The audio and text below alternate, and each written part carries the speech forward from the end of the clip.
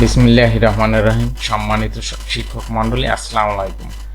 আজকে ষষ্ঠ সপ্তম শ্রেণীর শিক্ষার্থীর ষান্মাসিক মূল্যায়নের ট্রান্সক্রিপ্ট প্রস্তুতকরণ ও পরিশিষ্ট চাই নিয়ে আলোচনা করব। আমি একটা সাবজেক্টের উপর ভিত্তি করে আলোচনা করব। আসলে এটা ষষ্ঠ ও সপ্তম শ্রেণীর প্রত্যেকটা সাবজেক্টের ক্ষেত্রে একই বিষয়, অর্থাৎ মৌলিক বিষয়। কোনো একজন শিক্ষার্থীর সবগুলো পারদর্শিতার সূচকে অর্জনের মাত্রা ট্রান্সক্রিপ্টে উল্লেখ থাকতে হবে। একটু খেয়াল করুন, সবগুলো পারদর্শিতার সূচক, এই পারদর্শিতার সূচক তারপর একক যোগ্যতা, শিক্ষণ অভিজ্ঞতা, এই বিষয়গুলো নিয়ে আমি আরও দুটি ভিডিও দিয়েছি, এগুলো দেখবেন। এই ভিডিওর লিঙ্ক ডিসক্রিপশন বক্সে দিয়ে দেব। এখানে দেখুন, সবগুলো পারদর্শিতার সূচককে অর্জনের মাত্রা ট্রান্সক্রিপ্টে উল্লেখ করতে হবে। অর্থাৎ এক এক সাবজেক্টের পারদর্শিতার সূচক এক এক রকম, কোনোটা আছে 12টা, কোনোটা 10টা, কোনোটা 8টা, এরকম আছে। যেমন ষষ্ঠ শ্রেণীর গণিতে পারদর্শিতার সূচক আছে 12টা। আপনার ট্রান্সক্রিপ্টে এই 12টা সূচকেরই মাত্রা উল্লেখ করতে হবে। এই ট্রান্সক্রিপ্টের ফরম্যাট পাবেন কোথায়? পরিশিষ্ট চাইলে, এগুলো নিয়ে আমি আলোচনা করব সামনের দিকে। এরপর আসি, শিক্ষার্থী মূল্যায়নের প্রতিবেদন হিসাবে ষান্মাসিক সামষ্টিক মূল্যায়নের পর এই ট্রান্সক্রিপ্ট প্রস্তুত করা হবে। অর্থাৎ এই ট্রান্সক্রিপ্ট আপনি দেবেন কখন? যখন 6 মাস পর আপনার সামষ্টিক মূল্যায়ন হবে। তারপর এই ট্রান্সক্রিপ্ট দেখে শিক্ষার্থী, অভিভাবক এবং সংশ্লিষ্ট ব্যক্তিবর্গ শিক্ষার্থীর সামগ্রিক অগ্রগতি চিত্র বুঝতে পারবেন। এই ট্রান্সক্রিপ্ট প্রস্তুত করা হবে শিক্ষণকালীন ও ষান্মাসিক সামষ্টিক মূল্যায়নে প্রত্যেক শিক্ষার্থী অর্জিত মাত্রার ভিত্তিতে। আর শুধুমাত্র শিক্ষণকালীন মূল্যায়ন না, শুধু সামষ্টিক মূল্যায়নের ভিত্তি করেই এই ট্রান্সক্রিপ্ট তৈরি করতে পারবে না।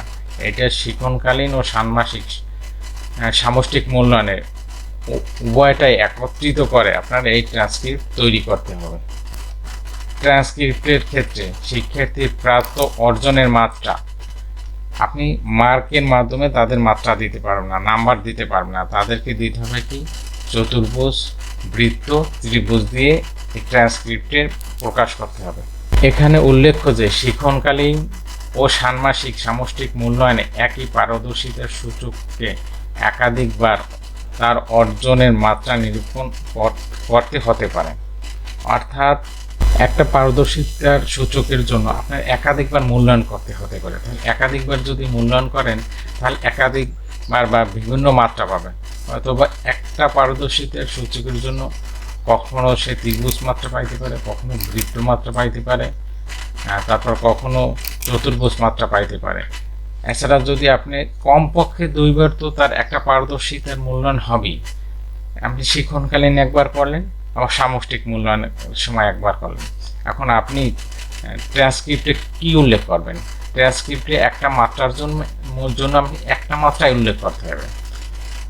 এক্ষেত্রে যে নির্দেশনা হলো, যদি সে ওই একটা পারদর্শিতার জন্য একাধিক মাত্রা পেয়ে থাকে, তাহলে ওর ভিতরে যদি ত্রিভুজ থাকে, তাহলে আপনি ট্রান্সক্রিপ্টে শুধু ত্রিভুজ উল্লেখ করবেন। আর যদি ত্রিভুজ না থাকে, শুধুমাত্র একটা বৃত্ত থাকে, তাহলে বৃত্ত উল্লেখ করবেন। আর যদি ত্রিভুজ ও বৃত্ত কোনোটাই না থাকে, শুধু চতুর্ভুজ থাকে, তাহলে চতুর্ভুজ উল্লেখ করতে হবে। এই ব্যাপারটা আরও পরিষ্কার হবে। আমি সামনে ট্রান্সক্রিপ্টের যে ফরম্যাট আছে ওখানে আলোচনা করব। এর ট্রান্সক্রিপ্টের ফরম্যাট, প্রথমে থাকবে বিদ্যালয়ের নাম, তারপর থাকবে শিক্ষার্থীর নাম, শিক্ষার্থীর আইডি, শ্রেণী, বিষয়, শিক্ষকের নাম। এখন দেখেন, এটা হলো ষষ্ঠ শ্রেণীর গণিত। এই ষষ্ঠ শ্রেণীর গণিতে পারদর্শিতার সূচক আছে 12টি। এই 1, 2, 3, 4, 5, 6, 7, 8, 9, 10, 11, 12। এই পারদর্শিতার সূচকগুলো আসলো থেকে? এটা আসছে আপনার পরিশিষ্ট 1 থেকে। এই দেখুন, পরিশিষ্ট 1। এই পরিশিষ্ট 1এও এরকম 12টা পারদর্শিতার সূচক আছে। এই 1, 2, 3, 4, 5,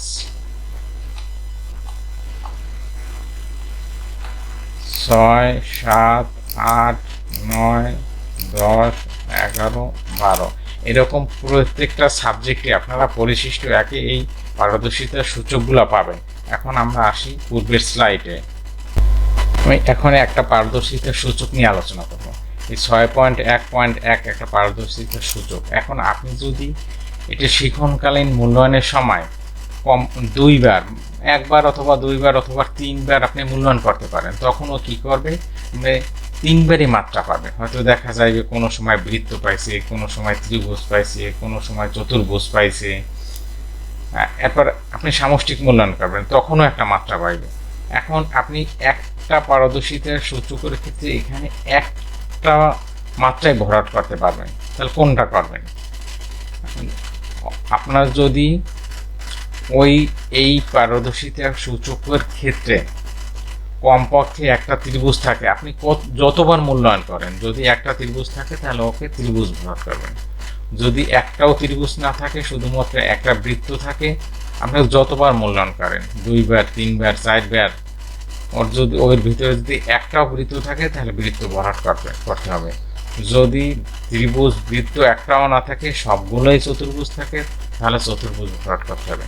আমি একটা উদাহরণের মাধ্যমে দেখাচ্ছি, তাহলে ব্যাপারটা স্পষ্ট হয়ে যাবে।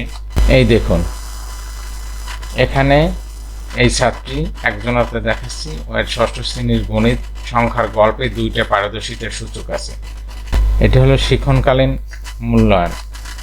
এটা হলো শিক্ষণকালীন মূল্যায়নের ক্ষেত্রে আমি যে মাত্রাটা এন্ট্রি করেছি, অর্থাৎ ও যে 2টা মাত্রা আছে 6.1.1, একবার শিক্ষণকালীন মূল্যায়নে ও পাইছি ত্রিভুজ।